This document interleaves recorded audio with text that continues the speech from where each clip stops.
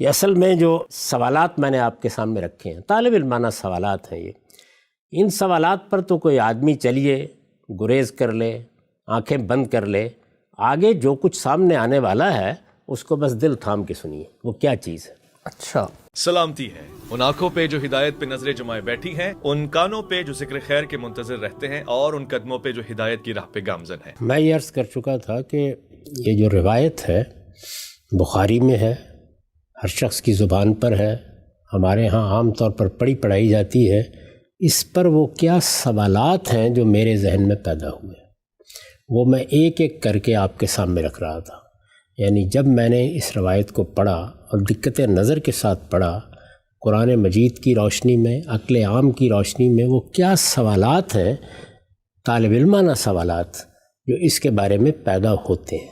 ٹھیک، چنانچہ ان میں سے کچھ چیزوں پر میں اس سے پہلے گفتگو کر چکا ہوں، اور ہم وہاں پہنچ گئے تھے جہاں میں نے آپ کو یہ بتایا تھا کہ پھر یہ وحی جس کو پہلی وحی کہا جاتا ہے، یہ اس روایت کی روح سے کیسے آئی، اور یہ پہلی وحی کیا تھی۔ ٹھیک، یہ حصہ ہم نے روایت کا اس سے پچھلی نشست میں پڑھ لیا تھا۔ اس پر میں نے آپ کی خدمت میں یہ عرض کیا تھا کہ اس روایت سے جو تصویر سامنے آتی ہے اس کو سامنے رکھیے، اور اس کے بعد پھر یہ دیکھیے کہ کیا قرآن مجید میں پیغمبروں پر وحی آنے کی کوئی صورت بیان کی گئی ہے۔ اگر بیان کی گئی ہے تو وہاں کیا تصویر بنتی ہے۔ اللہ تعالیٰ نے سیدنا موسیٰ علیہ السلام پر پہلی وحی کا واقعہ قرآن میں بیان کیا ہے، اس سے بہت سے حقائق واضح ہوتے ہیں۔ ٹھیک، یعنی یہ معلوم ہوتا ہے کہ پیغمبر کن لوگوں کو بنایا جاتا ہے، یہ معلوم ہوتا ہے کیسے بنایا جاتا ہے، یہ معلوم ہوتا ہے کہ مکالمہ کیسے ہوتا ہے، یہ بتایا جاتا ہے، اور یہ معلوم ہوتا ہے کہ اس میں کیا حقائق ہیں جو سب سے پہلے سامنے رکھے جاتے ہیں، کیا ہدایات ہیں جو سب سے پہلے دی جاتی ہیں۔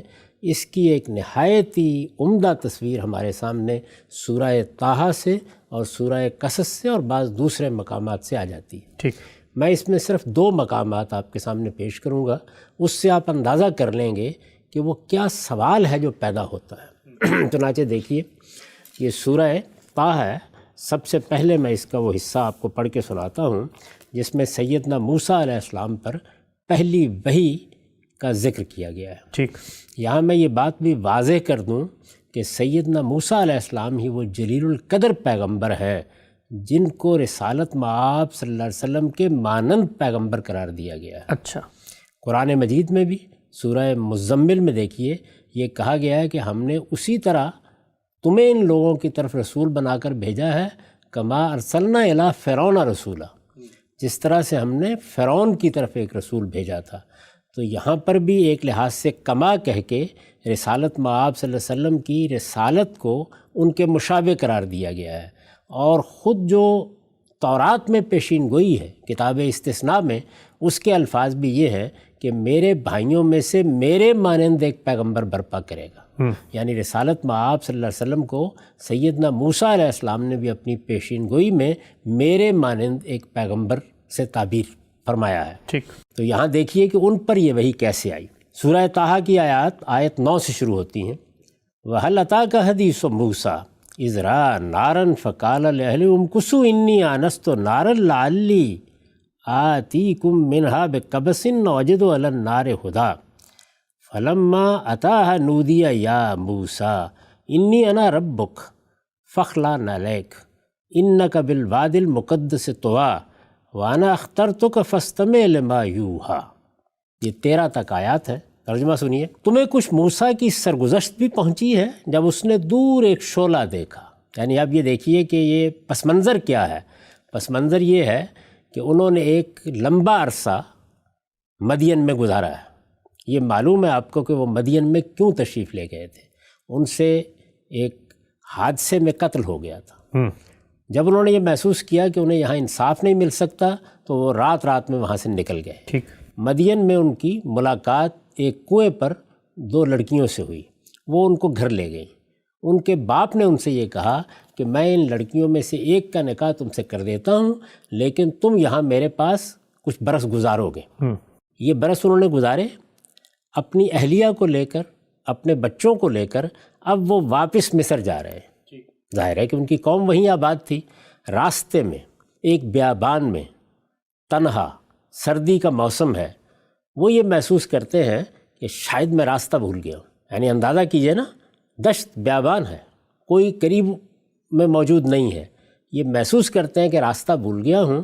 اچانک ایک جگہ سے آگ نظر آتی ہے، آگ نظر آتی ہے تو اپنے اہل و عیال سے یہ کہتے ہیں کہ مجھے خیال ہے کہ یہاں پر شاید کچھ لوگ ہوں گے، اس لیے کہ اگر آگ جل رہی ہے تو امکان ہوتا ہے نا کہ وہاں کوئی مسافر ہوں، انہی کی طرح وہ بھی راستہ ڈھونڈ رہے ہو، تو میں ان سے شاید کچھ راستے کا پتہ پالوں، ورنہ کچھ انگارے لے آؤں گا تاکہ اس سردی میں ہم ان کو تاپ سکیں۔ ٹھیک، یہ پس منظر ہے، اس پس منظر کو ذہن میں رکھیے اور پھر ترجمہ سنیے۔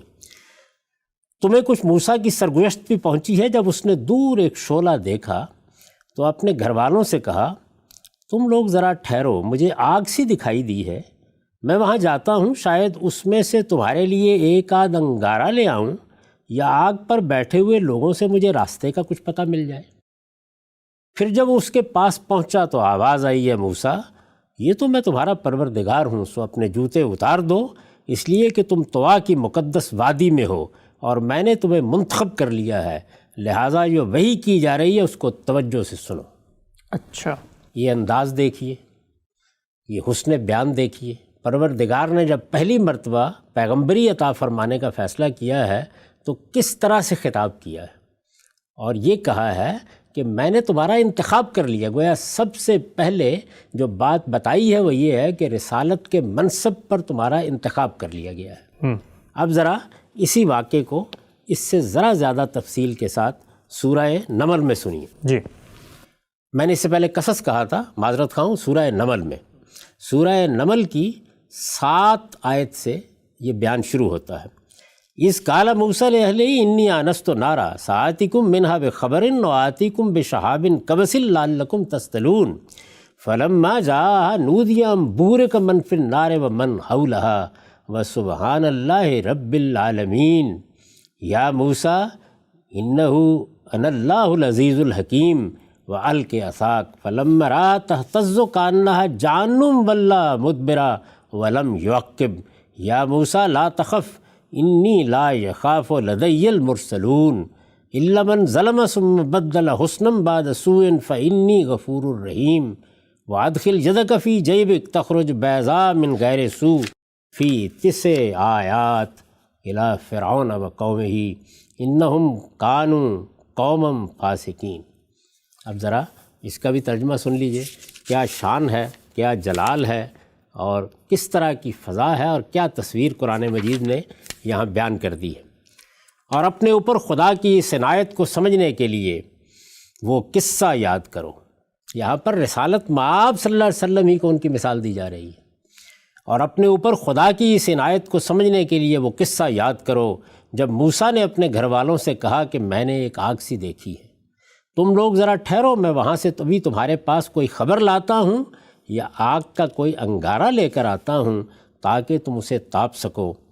سو جب وہ اس کے پاس پہنچا تو ندا آئی کہ مبارک ہے وہ جو اس آگ میں جلوہ فرما ہے، اور وہ بھی جو اس کے ارد گرد ہیں، اللہ پاک ہے جہانوں کا پروردگار۔ اے موسیٰ، یہ میں ہوں اللہ زبردست اور حکیم، تم مطمئن ہو جاؤ اور اپنی لاٹھی زمین پر ڈال دو۔ پھر جب موسیٰ نے اس کو دیکھا کہ وہ اس طرح بل کھا رہی ہے گویا وہ سانپ ہے، تو پیٹھ پھیر کر بھاگا اور پلٹ کر دیکھا بھی نہیں۔ ظاہر ہے کہ سانپ سے تو ہر آدمی بھاگے گا۔ ارشاد ہوا ہے موسیٰ ڈرو نہیں، میرے حضور پیغمبر ڈرا نہیں کرتے۔ شان دیکھیے کیا چیز ہے یہ کلام۔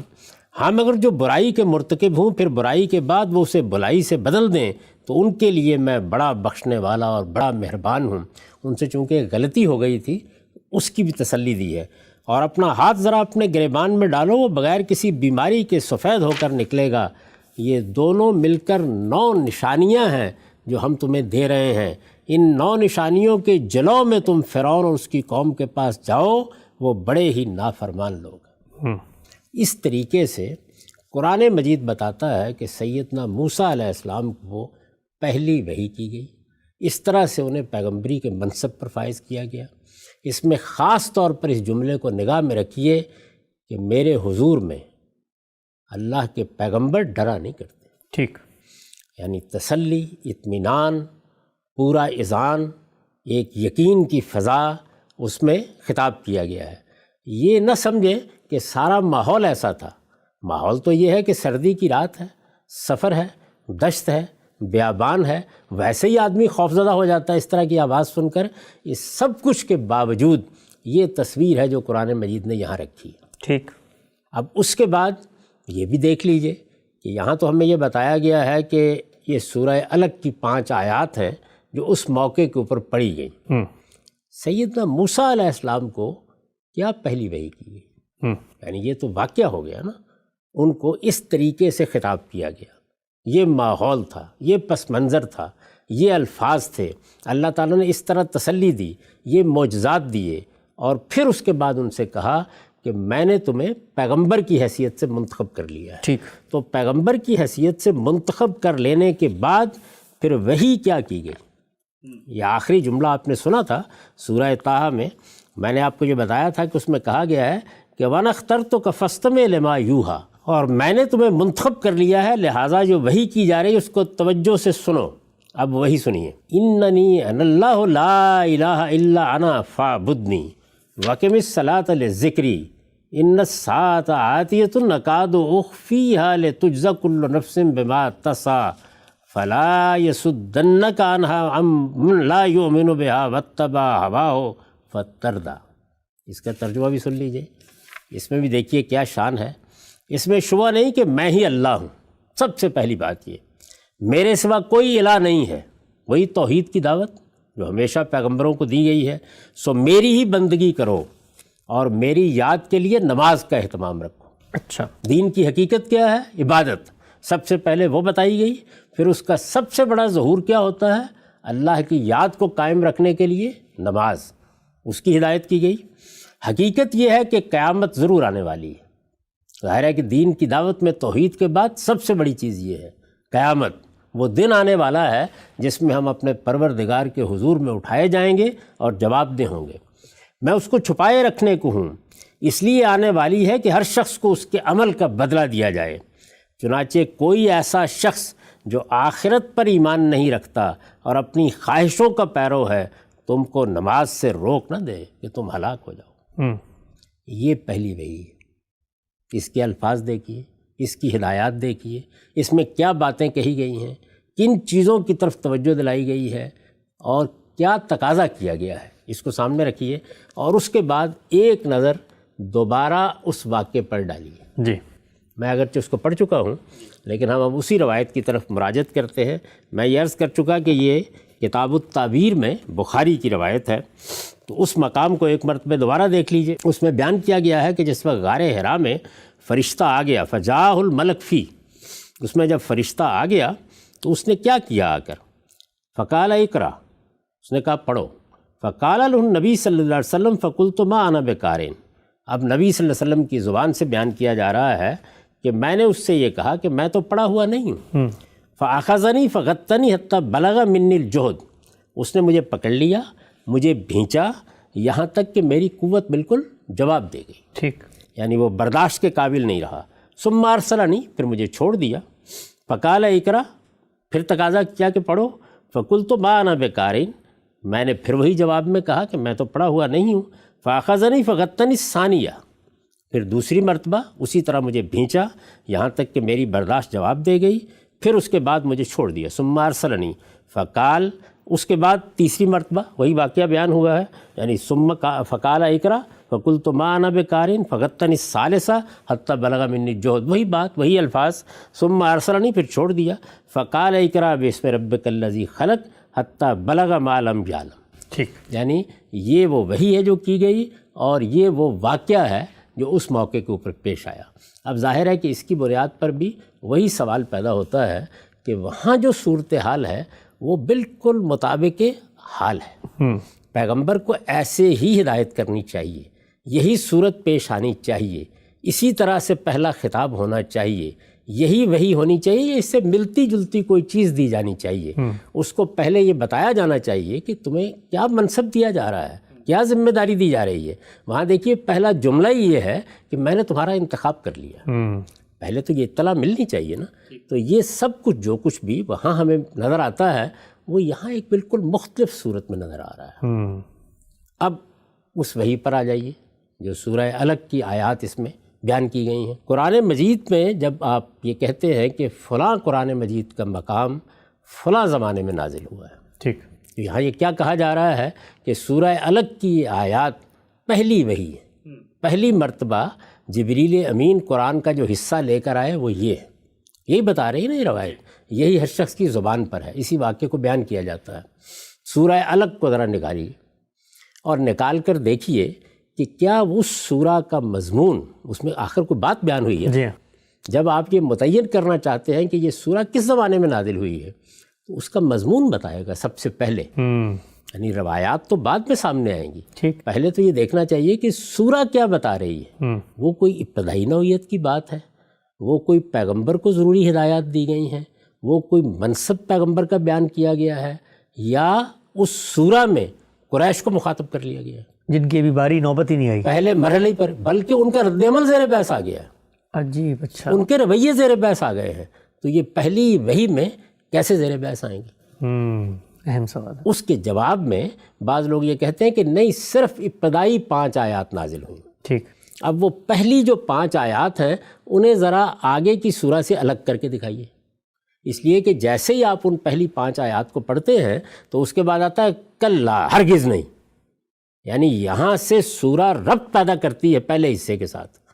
چنانچہ پہلا حصہ بھی ایسا ہے کہ اس کو آپ الگ نہیں کر سکتے۔ قرآن مجید کے بارے میں یہ تاثر دینا کہ اس میں اسی طریقے سے کچھ 4 آیتیں اس وقت نازل ہو گئیں، 10 اس وقت نازل ہو گئیں، بعد میں جمع کر دی گئی۔ سورہ الگ ایک چھوٹی سی سورہ ہے، پوری سورہ کی ایک تمہید ہے جو ان آیات سے اٹھتی ہے۔ اس کے بعد ایک گریز ہے، وہ گریز ایک بڑی شان کے ساتھ اور بڑے جلال کے ساتھ شروع ہوتا ہے۔ پھر سورہ کا لہجہ انتہائی تند و تیز ہے اور اس میں قریش کے رویے زیر بحث ہیں۔ تو یہ پہلی سورہ کیسے ہو سکتی ہے اور ابتدائی آیات کو آپ الگ کیسے کر سکتے ہیں؟ ٹھیک، یہ 2 سوالات ہیں اس کے بارے میں۔ چنانچہ میں آپ کے سامنے یہ سورہ رکھ دیتا ہوں، یعنی سب سے پہلے اس سورہ کو آپ سنیے کہ اس سورہ کا لب و لہجہ کیا ہے، اس کا انداز کیا ہے، اس میں پہلا حصہ کیسے دوسرے کے ساتھ مربوط ہے، بالکل جڑا ہوا ہے، یہ آپ پر واضح ہو جائے گا۔ تو سنیے، بسم اللہ الرحمن الرحیم، اقرا بسم ربک الذی خلق، خلق الانسان من علق، اقرا وربک الاکرم الذی علم بالقلم، علم الانسان ما لم یعلم، کلا ان الانسان لیطغی ان رآہ استغنی، ان الی ربک الرجعی، ارأیت الذی ینہی عبدا اذا صلی، ارأیت ان کان علی الہدی او امر بالتقوی، ارأیت ان کذب وتولی، الم یعلم بان اللہ یری، کلا لئن لم ینتہ لنسفعا بالناصیہ، ناصیۃ کاذبۃ خاطئہ، فلیدع نادیہ سندع الزبانیہ، کلا لا تطعہ واسجد واقترب۔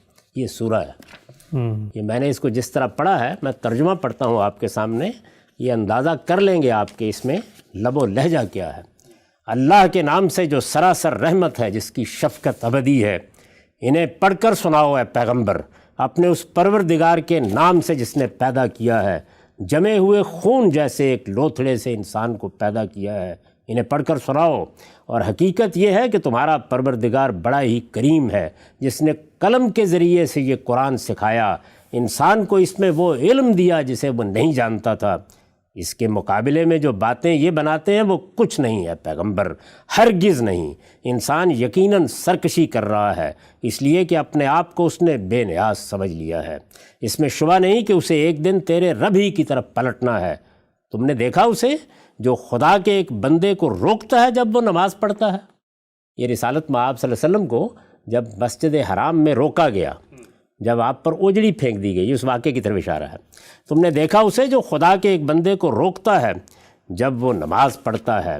ذرا دیکھو تو، اگر وہ بندہ ہدایت پر ہو یا پرہیزگاری کی تلقین کرتا ہو، ذرا دیکھو تو اگر اس بدبخت نے جھٹلایا اور منہ موڑ لیا ہو، کیا اس نے نہیں جانا کہ اللہ دیکھ رہا ہے؟ یہ کچھ نہیں، ہرگز نہیں۔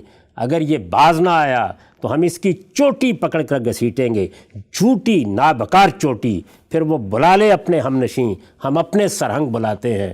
ہرگز نہیں، تم اس کی بات پر ہرگز دھیان نہ دو، اور سجدہ ریز رہو اے پیغمبر اور اس طرح میرے قریب ہو جاؤ۔ سبحان اللہ۔ یہ سورہ ہے، یہ اس کا لب و لہجہ ہے، یہ اس کا انداز ہے۔ اس پوری سورہ کے بارے میں تو کوئی شخص سوچ بھی نہیں سکتا کہ یہ پہلی سورہ ہو سکتی، لیکن اگر آپ یہ کہیں کہ پہلی 5 آیتیں، تو یہ دیکھ لیا آپ نے کہ وہ پہلی 5 آیتیں کس طرح مربوط ہیں، کس طرح ہم آہنگ ہے، کس طرح وہ اگلے مضمون کی تمہید بن رہی ہیں، اور اگلا مضمون کس لفظ سے شروع ہو رہا ہے؟ کلا، ہرگز نہیں۔ اس سے آپ اندازہ کر سکتے ہیں۔ چنانچہ دیکھیے دور حاضر میں قرآن کے سب سے بڑے عارف استاذ امام امین حسن اصلاحی نے جب اس چیز کو موضوع بنایا ہے سورہ علق کی تفسیر میں، تو کیا لکھا ہے؟ جی، وہ لکھتے ہیں میرے نزدیک یہ پوری سورہ بالکل ہم آہنگ و ہم رنگ ہے۔ اس کی ابتدائی 5 آیتوں کا مزاج بھی بعد کی آیتوں سے کچھ مختلف نہیں ہے، لیکن یہ مزاج وہی لوگ سمجھیں گے جو قرآن پر تدبر کریں گے، جو اس کے اسالیب کو جانیں گے، جو اس میں اللہ تعالیٰ کا لہجہ کیا ہوتا ہے اس کو پہچانیں گے۔ اس کی ابتدائی 5 آیتوں کا مزاج بھی بعد کی آیتوں سے کچھ مختلف نہیں ہے۔ سورہ کا انداز خطاب و کلام اتنا تیز و تند ہے کہ بالکل پہلی سورہ میں یہ انداز سمجھ میں نہیں آتا کہ کیوں اختیار فرمایا گیا۔ علاوہ ازیں سورہ کے الفاظ میں کوئی قرینہ یا اشارہ ایسا موجود نہیں ہے جس سے اس کا 2 الگ الگ قسطوں میں نازل ہونا معلوم ہوتا ہو۔ یعنی چونکہ سورہ ایک وحدت کے طریقے پر سامنے آتی ہے، اس میں ایک ہی مضمون ہے، اس میں تمہید ہے پہلی آیات میں، اور اس کے بعد اسی تمہید سے آگے کا مضمون گویا اٹھا ہے۔ ٹھیک، تو آپ اس کو الگ کیسے کریں گے؟ اور اگر یہ کہیں گے کہ پوری سورہ نازل ہوئی، تو سورہ کا تو ایک ایک لفظ پکار کر بتا رہا ہے کہ وہ پہلی سورہ ہو ہی نہیں سکتی۔ اور جس مرحلے میں درپیش ہے وہاں پر تو یہ بھی کہانی شروع نہیں ہوئی کہ قریش کو دعوت دی گئی ہو۔ تو یہ سوالات اس حصے پر ہیں جس حصے میں یہ بتایا گیا ہے کہ یہ وحی کس طرح آئی اور کیا وحی آئی۔ ٹھیک، یہ میں نے آپ کے سامنے رکھ دیجیے۔ اب ہم روایت میں آگے بڑھتے ہیں، اور آگے بڑھنے سے پہلے میں یہ بات عرض کر دوں کہ اصل میں جو سوالات میں نے آپ کے سامنے رکھے ہیں، طالب علمانہ سوالات ہیں یہ، ان سوالات پر تو کوئی آدمی چلیے گریز کر لے، آنکھیں بند کر لے، آگے جو کچھ سامنے آنے والا ہے اس کو بس دل تھام کے سنیے وہ کیا چیز ہے، اچھا، اور اس میں رسالت مآب صلی اللہ علیہ وسلم، نبوت، اس کی کیا تصویر سامنے آتی ہے۔ یہ سب واقعہ ہو گیا تو روایت یہ کہتی ہے فرجا بہا ترجف و بوادرہ، یعنی رسول اللہ صلی اللہ علیہ وسلم اس واقعے کے بعد یہ جو کچھ ہوا واپس آئے۔ ظاہر ہے کہ یہ کچھ آیات تھیں، یہ اطلاع آپ کے پاس تھی، اس مرحلے سے آپ گزرے، تو اس سب کے ساتھ آپ واپس آئے۔ ترجف و بوادرہ، اگر آپ لفظی ترجمہ کریں تو یہ ہوگا کہ یہ جو مونڈوں کا گوشت ہے یہ پھڑک رہا تھا، لیکن یہ محاورہ ہے، مطلب یہ ہے کہ لرزتے کانپتے واپس آئے۔ حتیٰ دخل علی خدیجہ، یہاں تک کہ سیدہ کے پاس پہنچ گئے، سیدہ خدیجہ کے پاس۔ فقال زملونی زملونی، رسول اللہ صلی اللہ علیہ وسلم نے آ کر یہ کہا مجھے کچھ اڑا دو، مجھے اڑا دو، یعنی میرے اوپر کوئی چادر ڈال دو۔ فزملوہ، تو وہاں لوگ تھے، انہوں نے آپ کے اوپر چادر ڈال دی۔ حتیٰ ذہب عنہ الرعب، یہاں تک کہ وہ جو خوف کی کیفیت تھی وہ دور ہو گئی۔ فقال یا خدیجہ، اس کے بعد جب کچھ سنبھلے تو یہ کہا کہ خدیجہ مالیا، یہ کیا ہوا میرے ساتھ، کیا حادثہ ہو گیا ہے؟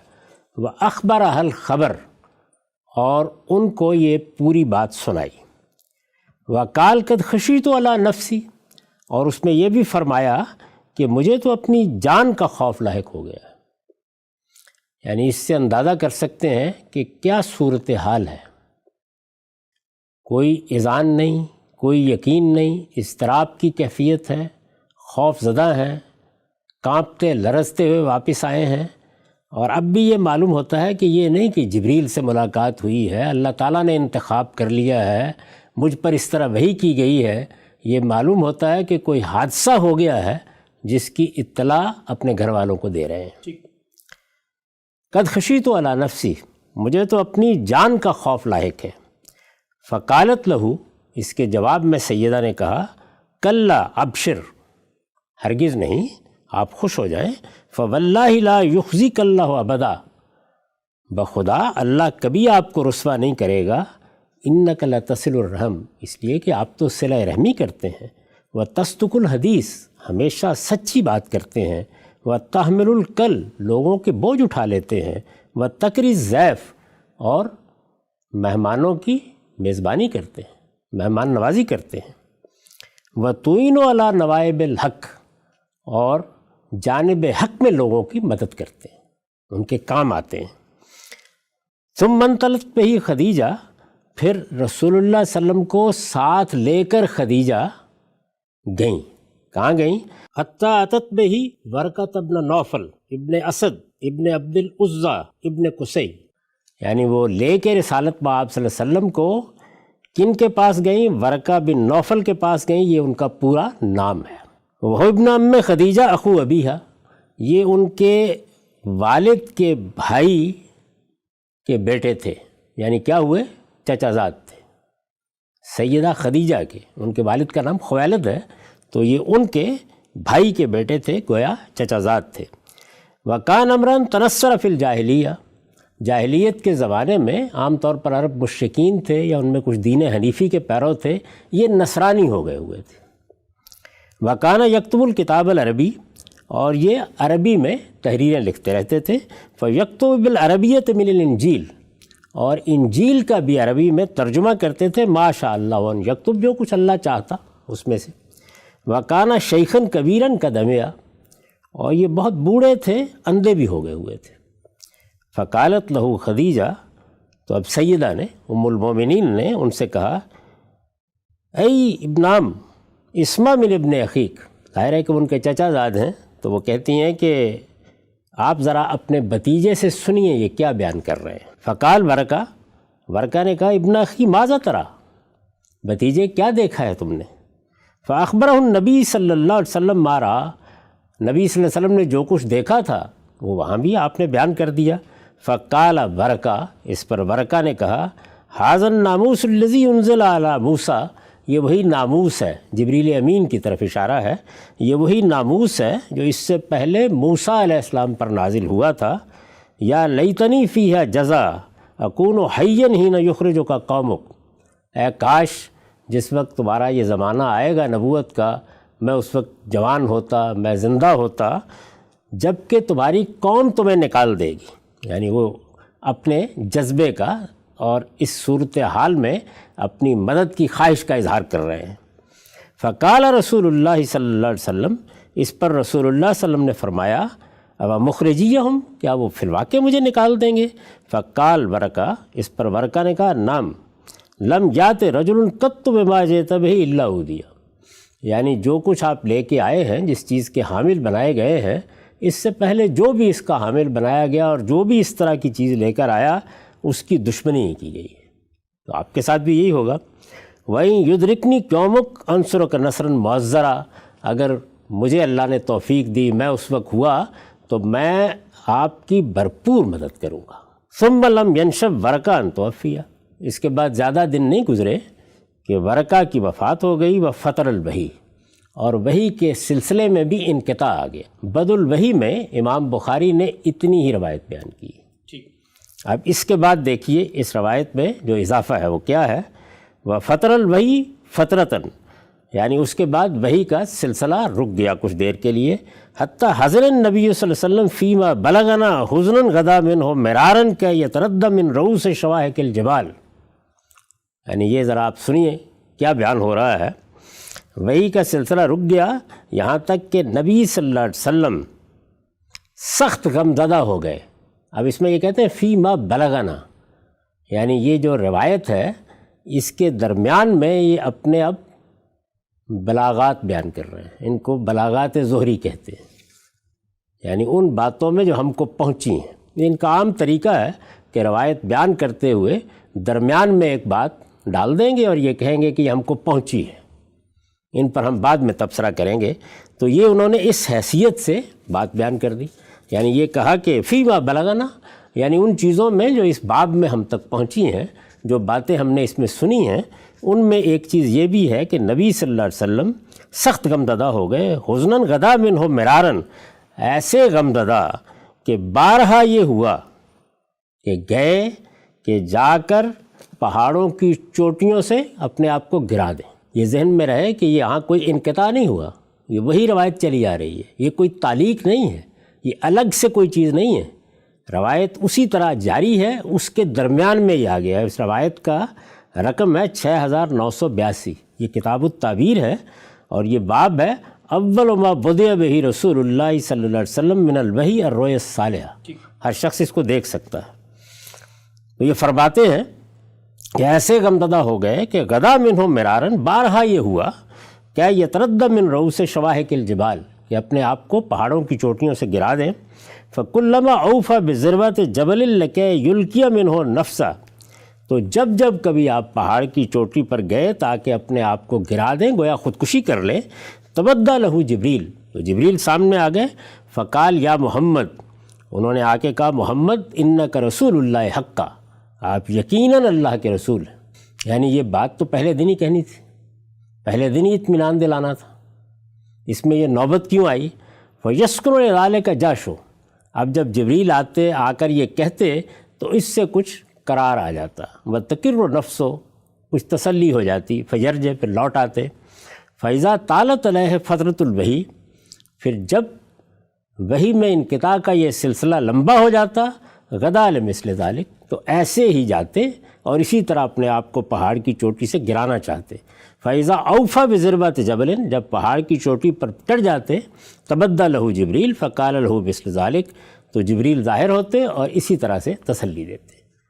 روایت یہاں ختم ہو جاتی ہے۔ اب آپ یہ دیکھیے کہ یہ کیا چیز ہے، یعنی پہلے تو یہ کہ رسالت میں آپ صلی اللہ علیہ وسلم جس طریقے سے گھر واپس آئے ہیں، جس اضطراب میں آئے ہیں، جس طرح کی بے یقینی کی کیفیت میں آئے ہیں، جس طرح سے کانپتے ہوئے آپ نے آ کر کہا ہے کہ مجھے کوئی کمبل یا کوئی چادر اڑا دو، جس طریقے سے جب یہ کیفیت دور ہوئی ہے تو اپنے اضطراب کا اظہار کیا ہے کہ یہ مجھے ہو کیا ہے، کیا حادثہ ہوا میرے ساتھ، یعنی کوئی اطمینان نہیں ہے، کوئی دل کی تسلی نہیں ہے، کوئی اذعان نہیں ہے۔ وہاں آپ نے دیکھا کہ سیدنا موسیٰ علیہ السلام کے ساتھ کیا ہوا ہے، ابھی میں آپ کو بتاتا ہوں کہ ان کا رد عمل کیا ہے۔ اچھا، یعنی اس سے پہلے میں نے آپ کے سامنے وہ مقامات رکھے ہیں کہ وہی آئی کیسے، انہیں پیغمبر بنایا کس طریقے سے گیا، اس موقع پر گفتگو کیا ہوئی، پھر آپ کو یہ بتایا پہلی وحی کیا کی گئی، یعنی کیا ہدایات دی گئیں، وہ کتنی فطری ہدایات ہیں۔ توحید بتائی گئی ہے، قیامت کے آنے کی خبر دی گئی ہے، نماز کی تلقین کی گئی ہے، اللہ تعالیٰ کی بندگی یہی اصل میں سارا دین ہے، اس کی تعلیم دی گئی ہے۔ وہاں یہ دیکھیے کہ یہ ہے وہاں کا سارا منظر، اور یہ منظر کیا فی الواقع کوئی مطابقت اس کے ساتھ رکھتا ہے؟ یہ صورتحال ہے۔ اس کے بعد سیدہ خدیجہ اپنے ابن عم کے پاس لے کے جا رہی ہیں، یہ کہہ رہی ہے کہ یہ ذرا بھتیجے سے سنیے کہ ان کے ساتھ کیا معاملہ ہوا ہے۔ وہ تسلی دیتے ہیں، وہ بائبل کے عالم ہیں، انجیل لکھتے ہیں، عربی زبان سے واقف ہیں اور انجیل سے بھی واقف ہیں، چونکہ مسیح ہو چکے ہوئے ہیں، وہ اطمینان دلاتے ہیں کہ یہ وہی ناموس ہے، یہ وہی فرشتہ ہے جو اس سے پہلے سیدنا موسیٰ پر آ چکا ہے، اسی کا نزول تم پر بھی ہوا ہے۔ پھر اس کے بعد یہ کہتے ہیں کہ تمہاری قوم کے ساتھ کیا معاملہ ہوگا، لیکن یہ چیز بھی اطمینان نہیں دلاتی۔ اچھا، پھر اس کے بعد دلچسپ چیز یہ ہے کہ وحی کے وقفے آتے ہیں، کہ وحی آتی ہوگی، قرآن نازل ہوتا ہوگا، وہ سب کچھ کسی اطمینان کا باعث نہیں بنا۔ جیسے ہی وقفے آتے ہیں تو غم زدگی کیفیت طاری ہو جاتی ہے، اور اس کے بعد کسی پہاڑ کے اوپر جا کر چوٹی پہ جاتے ہیں اور اپنے آپ کو گرا لینا چاہتے ہیں۔ پھر یہ نہیں کہا گیا کہ یہ واقعہ ایک بار پیش آیا ہے، بلکہ بار بار ایسا ہی ہوتا ہے۔ فکلما، جب جب ایسا ہوتا جبریل آ کے تسلی دیتے، وقتی طور پر کچھ تسلی ہو جاتی ہے، اس کے بعد پھر وہی صورتحال پیدا ہو جاتی ہے۔ تو مجھے یہ بتائیے کہ یہ روایت جو شروع یہاں سے ہوئی کہ گویا کوئی چلہ ہے، کوئی مراقبہ ہے، غار حرام میں جانے کا سلسلہ شروع ہو گیا ہے، اس کے بعد مختلف مراحل سے گزرتی ہوئی یہ کس خاتمے تک پہنچی؟ تو یہ وہ سوالات ہیں جو قرآن مجید کی روشنی میں، عقل عام کی روشنی میں، پیغمبروں کی تاریخ کی روشنی میں، جو کچھ نبوت کا معاملہ ہم سمجھے ہیں الہامی صاحب سے، اس کی روشنی میں پیدا ہوتے ہیں۔ یہ طالب علمانہ سوالات ہیں۔ ابھی اگر ان میں کوئی بات پوچھنی ہے تو پوچھ لیجئے، پھر میں اس کے بعد آپ کو یہ بتاؤں گا کہ اب ذرا ان سوالات کے بعد خود روایت کی طرف آئیے کہ اس کی نوعیت کیا ہے، وہ روایت ہمیں ملی کیسے ہے، اس کی تاریخ کیا ہے، اور اس روایت کے مقابل میں کیا چیزیں ہمارے پاس موجود ہیں۔ ٹھیک غام صاحب، بہت ہی تفصیل سے آپ نے بتایا کہ تعلقانہ سوالات جو روایت پر آپ کے ذہن میں اٹھتے ہیں آپ نے پیش کیا، قرآن مجید ہی کے مقامات کو سامنے رکھ کے روایت کی ابتدا ہوئی۔ آپ نے بتایا قرآن کیسے پیغمبری دیتا ہے، وہ اکتساب نہیں ہوتا، خدا کا انتخاب ہوتا ہے۔ جب پہلی وحی آتی ہے بندہ اس کو کیسے پرسیو کرتا ہے۔ ایک پہلو ابھی آپ نے کہا، میں بیان کرتا ہوں کہ موسیٰ علیہ السلام کو جب پہلی وحی کی گئی تو وہ قرآن مجید کا کیا مقام ہے، اس کے بعد ان کا کیا رویہ تھا، اور اس کا ذرا کمپیریزن آپ نے ساتھ میں آپ صلی اللہ علیہ وسلم سے منسوب جو رویہ یہاں پر سامنے آتا ہے اس سے کیجئے تو اندازہ ہوتا ہے۔ وہ بھی سن لیجئے۔ یعنی آپ نے پہلے دیکھا کہ وہ شان کیا تھی، وہ ہدایات کیا تھی، اللہ تعالیٰ نے کس طرح ان کو تسلی دلائی، یہاں تک کہ سانپ سے ڈر گئے۔ ظاہر ہے سانپ سے تو ہر انسان بشری تقاضوں کی بنیاد پر ڈرے گا، لیکن اس موقع پر بھی کیا کہا، فرمایا یہ کہ میرے حضور میں پیغمبر ڈرا نہیں کرتے۔ اور یہاں اس روایت سے جو تصویر آتی ہے وہ یہ ہے کہ پیغمبر ڈرتا ہوا، کانپتا ہوا واپس آیا ہے۔ ٹھیک، اپنی اہلیہ سے کہتا ہے مجھے کوئی کمبل اڑا دو، یہ کہتا ہے مجھے اپنی جان کا خطرہ لاحق ہو گیا ہے۔ یہ خدا کی بارگاہ سے، یہ فرشتے سے ملاقات کے بعد واپسی کی تصویر ہے۔ اور یہاں دیکھیے یہ ہوا، یہ پیچھے جو کچھ آپ سن چکے جی، اس کے بعد یہ بیان کیا گیا کہ ان کو وہ معجزات دیے گئے۔ پھر یہ مشن کیا ہے، کہاں جانا ہے، یعنی یہ کتنے فطری واقعات ہیں۔ اذهب الى فرعون انه طغى، یہ سورہ طٰہٰ وہی 24 سے آیات شروع ہوتی ہیں۔ اذهب الى فرعون انه طغى قال رب اشرح لي صدري ويسر لي امري واحلل عقدة من لساني يفقهوا قولي واجعل لي وزيرا من اهلي هارون اخي اشدد به ازري واشركه في امري كي نسبحك كثيرا ونذكرك كثيرا انك كنت بنا بصيرا قال لقد اوتيت سؤلك يا موسى۔ سبحان اللہ، کیا شان ہے اس کلام کی۔ اب ذرا ترجمہ سنیے۔ اچھا اب فرعون کے پاس جاؤ، وہ بہت سرکش ہو گیا ہے، یعنی مشن سونپ دیا گیا، بتایا گیا کیا کرنا ہے۔ جواب کیا ہے؟ یہ کہ کانپتے ہوئے اپنی اہلیہ کے پاس آ گئے، دشت و بیابان میں خوف زدہ ہو گئے، آ کے یہ بتایا کہ میری جان کا خطرہ مجھے لاحق ہو گیا ہے۔ آپ دیکھیے موسیٰ علیہ السلام کیا جواب دیتے ہیں۔ موسیٰ نے عرض کیا پروردگار تو میرا سینہ کھول دے اور میرے کام کو میرے لیے آسان بنا دے، اور میری زبان کی گرہ سلجھا دے کہ لوگ میری بات کو سمجھیں، اور میرے خاندان سے تو میرے لیے ایک وزیر مقرر کر دے، ہارون کو جو میرا بھائی ہے، اس کے ذریعے سے تو میری کمر کو مضبوط کر اور اس کو میری ذمہ داری میں شریک بنا دے۔ اور اب سنیے کہ ہم زیادہ سے زیادہ تیری تسبیح و تقدیس کریں اور زیادہ سے زیادہ تیرا چرچا پھیلائیں، بے شک تو برابر ہمارے حال پر نگران رہا ہے۔ فرمایا تمہاری درخواست منظور ہوئی ہے موسیٰ۔ سبحان اللہ، یہ شان ہے، پیغمبری ایسے ملتی ہے، اور پیغمبر اس کو اس طرح سے لیتے ہیں، اور یہ دعوت ہوتی ہے، اس طرح مشن سپورٹ کیا جاتا ہے۔ یہ تصویر قرآن مجید نے اس تفصیل کے ساتھ کیوں رکھی ہے ہمارے سامنے؟ اس لیے رکھی ہے تاکہ ہم یہ پہچان سکیں کہ پیغمبروں کا معاملہ کسی حکیم کا، کسی فلسفی کا نہیں ہوتا۔ ان کے پس منظر میں کیا چیز ہوتی ہے، وہ کیسے اچانک اٹھتے ہیں، ان کے یہاں نشو و ارتقاء کے کوئی مراحل نہیں ہوتے، وہ اپنی سیرت اور کردار سے کس مقام پر فائز ہوتے ہیں۔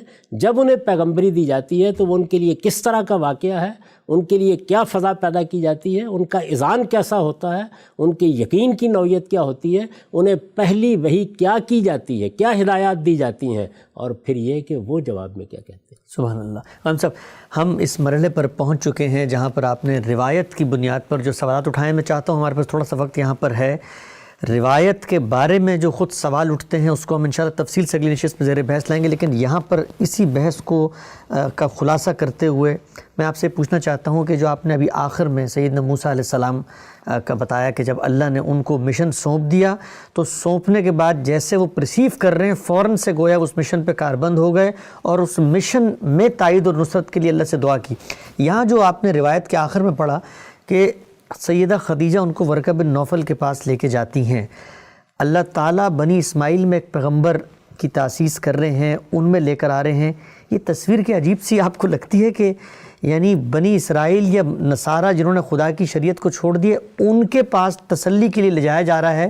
ہونا تو یہ چاہیے کہ رسالت آپ صلی اللہ علیہ وسلم اگر وہی پر کوئی اطمینان نہیں ہے تو جبریل سے پلٹ کے پوچھیں وہاں کیوں لے جا رہے ہیں؟ میرے بھائی یہ تو مکہ ہے، اپنے گھر میں ہے، اگر فرض کیجئے کہ ہرا میں بھی گئے ہیں تو وہ چند کلومیٹر کے فاصلے پر ہے، یہ تو راستے میں ہے، بیابان ہے، ذرا مدین سے فاصلہ دیکھیے کیا ہے، وادی مقدس طوا میں ہے نا، قرآن مجید میں بتایا ہے کہ کہاں نبوت دی جا رہی ہے، رات کا وقت ہے، سردی کا موسم ہے، اس میں تو خوف زدگی کے بہت امکانات موجود ہیں۔ اس سب کے باوصف یہ دیکھیں کہ سیدنا موسیٰ علیہ السلام کیا کر رہے ہیں، کیا جواب دے رہے ہیں۔ وہاں بھی اہلیہ موجود ہیں، پیچھے اہلیہ موجود ہیں، انہی کو چھوڑ کر گئے ہیں، انہی سے یہ کہہ کے جا رہے ہیں کہ میں دیکھتا ہوں، مجھے یہاں آگ نظر آئی ہے، ہو سکتا ہے کوئی انگارہ مل جائے، اسے ہم تاپ سکیں گے۔ اس سے اندازہ ہو گیا نا کہ سخت سردی ہے، بیابان ہے، رات کا وقت ہے، اور یہ کہہ رہے ہیں کہ شاید کچھ لوگ وہاں موجود ہوں، ان سے کچھ رہنمائی مل جائے، ہم ان سے راستہ پوچھ سکیں۔ اس طرح کی صورتحال میں، یعنی دشت و بیابان میں، تنہا رات میں یہ سب کچھ ہوتا ہے، اور آپ یہ دیکھیے کہ سانپ کو دیکھ کر ڈرتے ہیں، تو اس وقت بھی اللہ تعالیٰ کیا کہتے ہیں؟ موسیٰ میرے حضور میں اللہ کے پیغمبر ڈرا نہیں کرتے۔ یہ کیا بات ہے؟ کیوں کہی گئی ہے؟ یہ بتایا گیا ہے کہ ایسا نہیں ہوتا کہ وہ خیال کرے کہ کوئی بھوت آ گیا ہے، کسی جن نے قبضہ کر لیا ہے، مجھے کچھ صورتیں دکھائی دینے لگ گئی ہیں، یہ کوئی ہاتف کی آواز ہے، یہ نہیں خیال ہوتا ان کو۔ وہ اس اذعان کے مقام پر کھڑے ہوتے ہیں کہ میں پیغمبر ہوں اور میں اللہ کے حضور میں کھڑا ہوں، اور اس کائنات کا پروردگار بھی یہ کہتا ہے کہ سانپ سے ڈر جانا اگرچہ کوئی ایسی چیز نہیں ہے، یعنی اس ماحول میں انہیں کوئی خوف محسوس نہیں ہوا، لیکن سانپ کو دیکھ کر وہ ڈر گئے۔ تو اس موقع پر یہ کہا کہ میرے حضور میں پیغمبر ڈرا نہیں کرتے۔ تو میں یہاں یہ پوچھنے کی جسارت کر سکتا ہوں کہ رسالت مآب صلی اللہ علیہ وسلم کس کے حضور سے آئے ہیں؟ جبریل امین، اللہ کے فرشتے، وہ وہی لے کے آ گئے ہیں، قرآن مجید کی آیات نازل ہو گئی ہیں۔ پھر یہ کہ وہ قرآن مجید کی جو آیات نازل ہوئی ہیں، یہ اپنے خوف زدگی کا قصہ تو سنا رہے ہیں، وہ کیوں نہیں سنا رہے؟ وہ آیات کیوں نہیں سنا؟ اور یہ جو ناموس کی خبر دینے والے ہیں ورقہ بن نوفل، انہوں نے یہ کیوں نہیں پوچھا کہ تمہیں کیا بتایا گیا ہے، کیا وحی ہوئی ہے؟ یعنی قصہ تو سن لیا انہوں نے، وہاں پر ہونا چاہیے تھا نا، وہ اس قرآن مجید کو سنتے، وہ یہ کہتے کہ کیا کلام ہے، اس کے بارے میں کوئی بات کہتے، وہ بھی کچھ نہیں۔ نہ رسالت مآب صلی اللہ علیہ وسلم سیدہ خدیجہ کو یہ بات بتا رہے ہیں، نہ اس کے بعد ورقہ بن نوفل یہ پوچھ رہے ہیں، اور پھر یہ کیا ہے؟ خودکشی۔ یعنی اندازہ کریں ذرا تھوڑی دیر کے لیے، اب جب یہ حصہ سامنے لایا جاتا ہے تو کہا جاتا ہے کہ یہ زہری کے بلاغات ہیں۔ امام بخاری نے یہ تو بیان کر دیا نا کہ زہری یہ کہہ رہے ہیں، ابن شہاب زہری، کہ یہ باتیں ہم کو پہنچی ہیں، تو ظاہر ہے کہ اوپر تو انہوں نے اپنی سند بیان کر دی تھی۔ سوال یہ ہے کہ یہ جو باتیں ہیں، ذرا دل تھام کے پہلے یہ بتائیے کہ جو شخص یہ باتیں بیان کرتا ہے، جو اس طرح کی باتیں یہ کہہ کے بیان کرتا ہے کہ یہ مجھ کو پہنچی ہیں، معلوم نہیں کہاں سے پہنچی ہیں، وہ اوپر جو کچھ بیان کر رہا ہے، کیا وہ محض اس لیے قبول کر لیا جائے کہ وہ ایک سند سے بیان ہو گیا؟ بہت اہم سوال ہے۔ یعنی پہلا سوال یہ ہے کہ سند بھی تو وہی بتائے گا نا، وہی کہے گا کہ میں نے کہاں سے سنا ہے، یہ کیا ہے سب کچھ؟ ٹھیک، خان صاحب، یہاں پر ہمارا وقت پورا ہوتا ہے۔